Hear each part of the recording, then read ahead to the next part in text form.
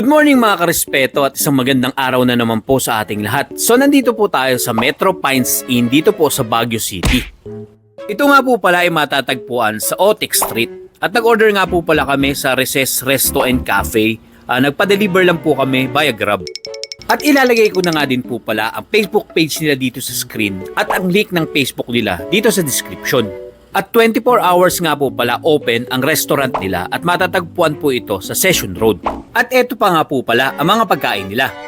Meron po silang all-day breakfast, rice meals, pizza, salad, sizzling, at free wifi and charging port na po sila. So tikman na po natin ang pagkain nila. Nag-order din po pala kami ng black coffee sa McDonald's. So ito po yung gusto kong luto sa itlog na sunny side up na medyo malasado yung itlog niya. So tikman na po natin tong langgunisa. Masarap po siya. Medyo matamis lang po siya pero medyo may pagka-garlic din po siya ng konti. Pero masarap po siya. Tikman po natin yung may itlog. Masarap po siya. Ang kagandahan nga po pala sa pagkain nila is maganda po yung packaging at yung presentation. So ngayong araw nga po pala ay pupunta tayo ngayon sa Burnham Park. So kain lang po tayo at mamaya po is gagayak na po tayo at pupunta na po tayo doon. Maglalakad lang po tayo, siguro mga 500 meters away lang po ang layo ng Burnham Park mula po dito sa hotel natin. Gayak lang po tayo at pupunta na po tayo doon. So ayan po, labas po muna tayo at i-check natin po yung panahon ngayon kung umuulan po ba o maganda ang panahon. So ito po yung view natin from dito po sa taas. So malapit po yan sa mga restaurant and mga bilihan din po. At yung maraming puno nga po pala na yan, yan po yung Burnham Park. At yung sa dulo po na yon na may building na mataas na yon is yun po yung SM Baguio. So pupunta po tayo dyan at samahan niyo po kaming pumunta dito sa Burnham Park. Mga around 500 meters lang po yung layo niya mula po dito sa hotel natin. Okay.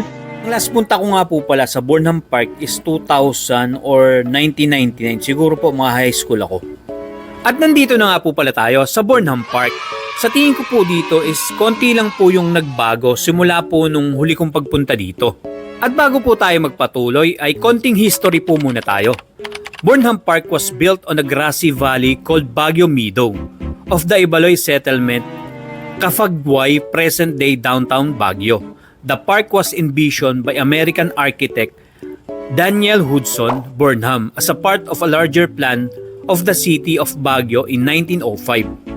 At ang kagandahan nga po pala dito sa Burnham Park is pinanatili po nila na marami pa din pong mga open spaces at marami pa pong mga bulaklak. At siya nga po pala ay susubukan po nating sumakay ng boat ride dito sa lagoon. At ang lake nga po pala na to ay nagsimula noong early 50s and 60s. Meron lang po silang sailboat dito and then meron lang pong dalawang tour rental operator nung panahon na yon. At magkano nga po ba ang bayad sa boat ride? Sa halaga pong 250 pesos for 30 minutes, pwede rin po tayong mag-hire ng magsasagwan ng boat natin para hindi na po tayo mahirapan na magsagwan. At sa mga may sasakyan naman po, is pwede po tayo mag-park dito sa loob ng Burnham. Sa halaga pong 35 pesos for 2 hours na po yun. 10 each po sa succeeding hours niya. At ano nga po ba ang pinakasikat na pinupuntahan ng mga tao dito sa Burnham Park? Una po ay Lagoon Man-Made Lake, Children Playground, Skating Rink, the Rose Garden, and the Picnic Grove. At mabanggit ko na nga din po pala, ang size ng Burnham Park is 32 hectare. At maganda po pumunta sa Baguio City ng December to February dahil ito po yung malamig na panahon at ito po yung gusto ng mga turista na pinupuntahan po sa lugar na to.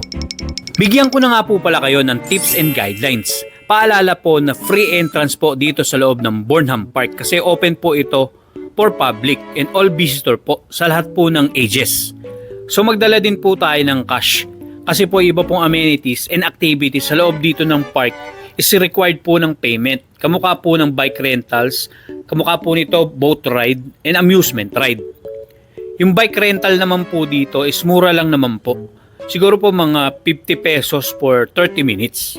At kung gusto nyo nga po palang sumakay ng bumper car at skating ring, ito po pala ay matatagpuan sa Kirantes Fun Rides and Recreation.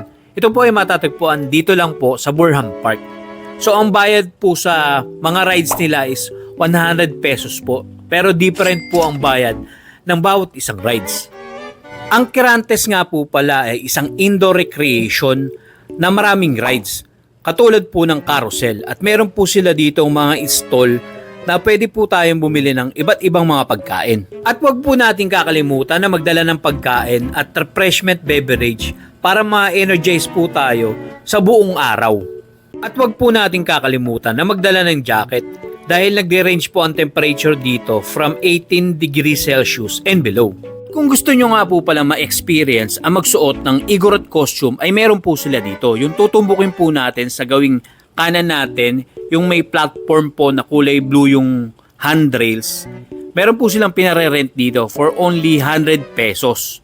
At pwede rin po palang magpa-picture dito sa halagang 75 pesos. Bibigyan po nila kayo ng hard copy ng picture nyo. Makukuha nyo po pala to after 30 to 40 minutes. At isang paalaala na nga din po pala sa mga dog lovers.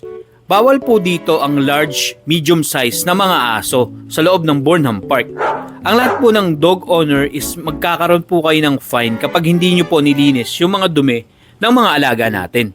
At after nga po pala nito is pupunta po tayo sa biking area. Kaya samahan nyo po ako subukan ang bike nila dito. At nandito na nga po pala tayo sa biking area. At magkano nga po ba ang mga price ng bike nila dito? Heto po ang mga prices nila. Go-kart is 50 pesos for 1 person. Chopper, 75 pesos for 2 person. Grand Tour, 125 pesos for 4 person. At isa pa nga po palang kailangan nyong matry dito sa Baguio City or dito po sa Burnham Park ay ang taho nila for only 50 pesos. At may flavor po siya na strawberry. Same din po sa ice cream na strawberry for 50 pesos. At paalala ko na nga din po pala na dalaw po ang klase ng strawberry ice cream nila dito. Yung isa po is dark pink at yung isa po is light pink na may tidbits ng strawberry. So mas preferred ko po yung light pink compare po dun sa dark. Dahil yung light pink po is mas masarap po siya, mas lasa po siyang strawberry compare po dun sa dark na lasa po siyang coconut. So pagpunta nyo po dito subukan nyo po para malaman nyo din po ang pagkakaiba ng dalawa. At hanggang dyan nga po pala ang vlog natin ngayong araw. At kung i-rate ko nga po pala ang Burnham Park from 1 to 10, ay i-rate ko nga po pala sila ng 9.5. Sobrang nag-enjoy nga po pala ako sa pag-ikot natin dito sa Burnham Park. Tulad nga po ito ng una kong pagpunta dito nung high school ako. At para po sa akin, ito po pa rin yung pinaka-best place na pagbandingan ng mga pamilya dito sa Baguio City. At magkita-kita nga po pala tayo sa susunod nating mga bagong vlog. Maraming salamat po.